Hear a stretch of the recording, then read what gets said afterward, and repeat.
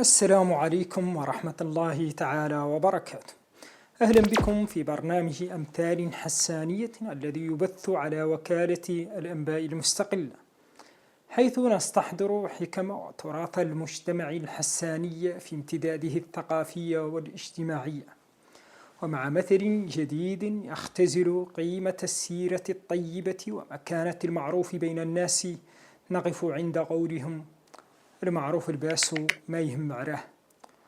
يضرب هذا المثل في الإنسان الصالح الذي عرف بين الناس بحسن خلقه وصدقه ونقاء سريرته، فمن لبس ثوب المعروف وتزين بالسيرة الحسنة لا يضره قول عابر ولا تؤثر فيه إشاعة عارضة، لأن سمعته الطيبة تسبقه وتدفع عنه كل شبهة.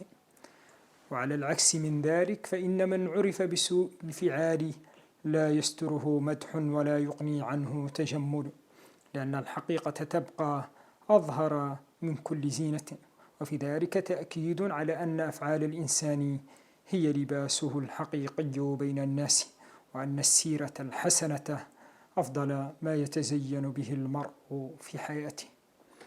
هكذا مشاهدينا الكرام، يبقى المعروف أثرا خالدا يحفظ صاحبه ويرفع قدره بين الناس، فهو اللباس الذي لا يبلى ولا يزول.